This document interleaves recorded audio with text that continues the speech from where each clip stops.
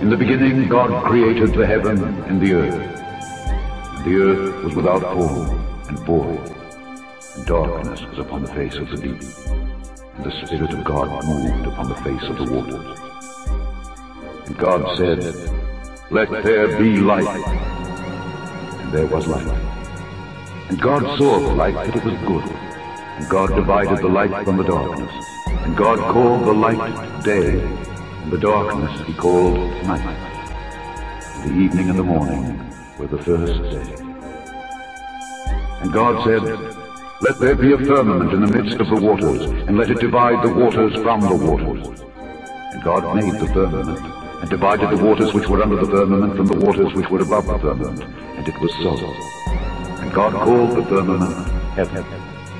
And the evening and the morning were the second day. And God said, "Let the waters under the heaven be gathered together unto one place, and let the dry land appear." And it was so. And God called the dry land earth, and the gathering together of the waters called he seas. And God saw that it was good. And God said, "Let there be lights in the firmament of the heaven to divide the day from the night, and let them be for signs and for seasons and for days and years, and let them be for lights in the firmament of the heaven to give light upon the earth." And it was so. And God made two great lights, the greater light to rule the day, and the lesser light to rule the night. He made the stars also. And God set them in the firmament of the heaven to give light upon the earth, and to rule over the day and over the night, and to divide the light from the darkness. And God saw that it was good. And the evening and the morning were the fourth day.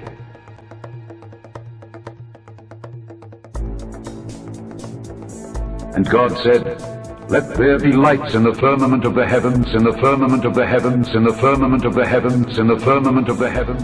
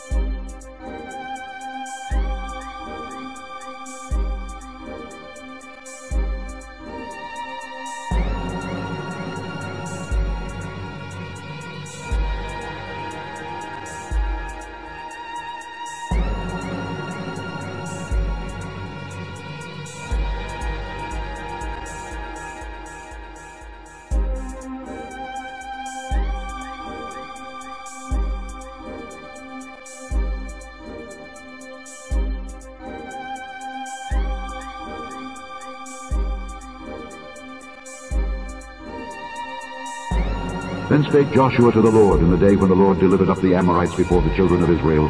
And he said in the sight of Israel, "Sun, stand thou still upon Gibeon, and thou moon in the valley of Ajalon." And the sun stood still, and the moon stayed, until the people had avenged themselves upon their enemies. Is not this written in the book of Jasher? So the sun stood still in the midst of heaven, and hasted not to go down about a whole day.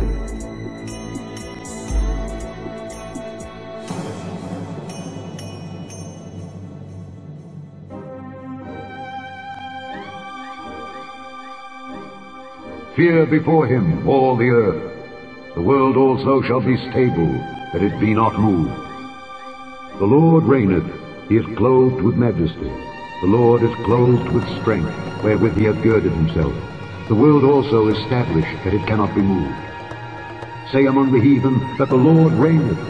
The world also shall be established, that it shall not be moved. He shall judge the people righteously.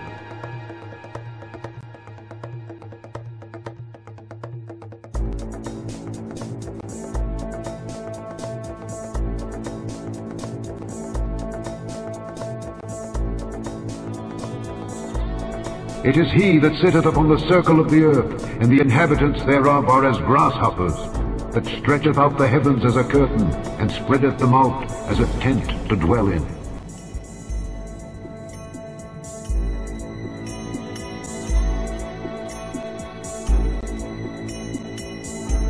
It is he that sitteth upon the circle of the earth, and the inhabitants thereof are as grasshoppers, that stretcheth out the heavens as a curtain, and spreadeth them out as a tent to dwell in.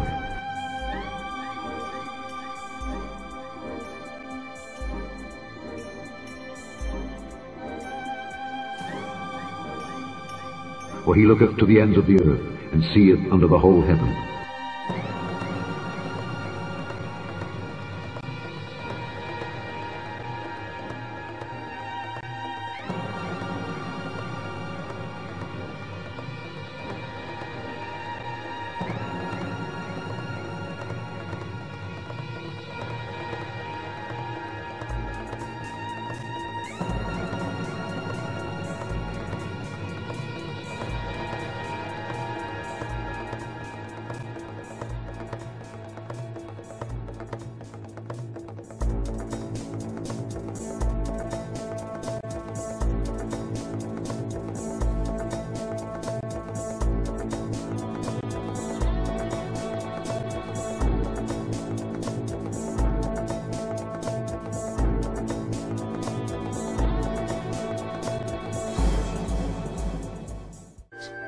The footage of Apollo 11 requested from NASA over a 5-year period.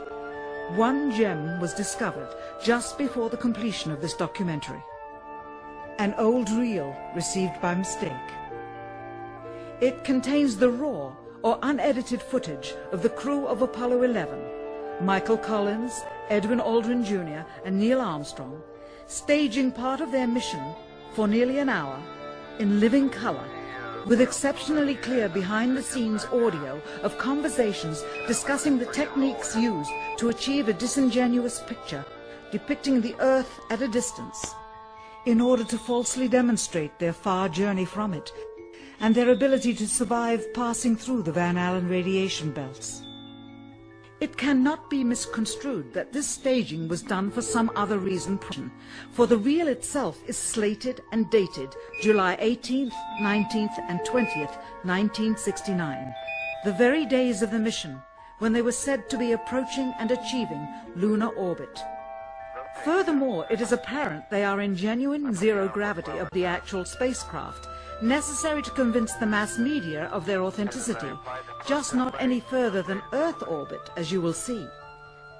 In this never-before-seen or heard footage, not only is the radio conversation between the astronauts and Houston Control audible, there is a secondary, private conversation taking place between the crew and a third confidential party, prompting the astronauts with what to say, when to speak, and how to effectively manipulate the camera to achieve the desired misleading effect. NASA claims that the Houston transmissions were the only ones taking place with the astronauts. Listen now as Houston Control initiates a conversation with the crew, only to find them too preoccupied with the behind-the-scenes trickery to respond. Moments pass and the oversight is picked up on by the clandestine third party, who quickly prompts them with talk. Immediately, Neil Armstrong speaks. Hello, Apollo 11. Houston, Goldstone says that the TV looks great. Over.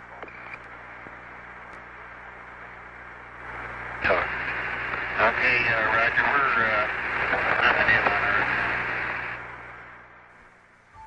Again, the illusion they are attempting to create is the Earth at a distance, to demonstrate their far journey from it, and their ability to survive passing through the Van Allen radiation belts. Understand, too, that only about 20 seconds of this raw footage was ever broadcast to the public, and these conversations discussing their deception were believed to be private, until now. Here they discuss that these television transmissions were in fact not broadcast live as everyone believed. They were first screened and edited for playback later. Roger, Neil, we just wanted a narrative such that we can, when we get the playback, we can sort of correlate what we're so much. Here they discuss the fact that they have turned out the lights and have blocked out sunlight from entering the spacecraft through the other windows, as to not cause any reflected light to fall onto the spacecraft's wall in the foreground. Okay, very good. Well, we shut out the sun coming in some of the other windows into the spacecraft, so it's looking through a the number one window, and there isn't any reflected light. The reason this was done is so that the truth of the matter would not be revealed. It is this. Though the federal government would have you believe that this is a view of Earth from a distance out of the spacecraft's window as it nears the moon, it is not. What they have ingeniously done is placed the camera at the back of the spacecraft and centered the lens on a circular window in the foreground, outside of which it is completely filled with the Earth in low orbit. The circumference of the window then appears to be the diameter of the Earth at a distance, with the darkened walls of the spacecraft appearing to be the blackness of space around it. That is why they wanted the interior dark and blocked out the sun from any other windows. Here you can see the extruded window, probably 2 inches thick at the bottom. This is because the Earth's shine is coming in at a downward angle. It also causes the Earth to appear to be an irregularly shaped circle, for you are seeing the outside of the window at the bottom and the inside of the window at the top, which together form 2 different sized halves of a circle. Subsequently, this take was never used. As they perfected the shot, a crescent-shaped piece of black material was inset slightly into the window to create the illusion of the Earth's terminator line dividing night and day. It is uncannily convincing. During this segment, intended to be edited and played back later for the worldwide television audience, dated July 18, 1969, Neil Armstrong condemns himself as he states that he is 130,000 miles out, or halfway to the moon, as the NASA flight log also states on this date, when he is in reality in low Earth orbit of a few hundred miles.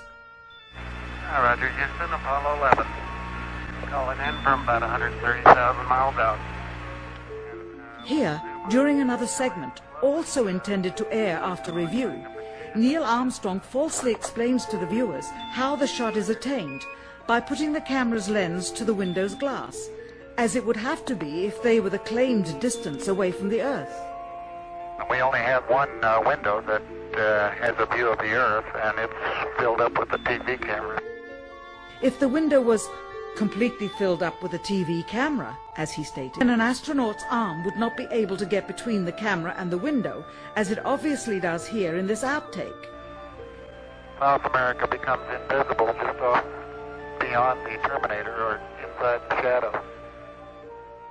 You can also notice how the astronaut operating the camera reacted to the mistake by attempting to pan away from it. Blue cast. See white bands of major cloud formations across the Earth.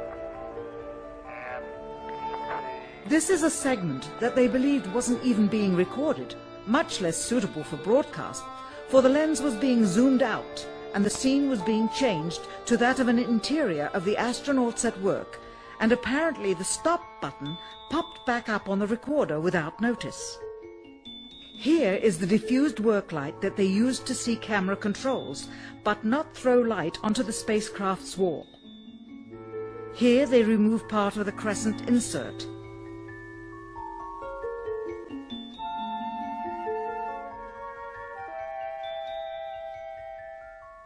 Finally, the iris is opened up to see the real location of the camera and the very bright and near Earth out the window.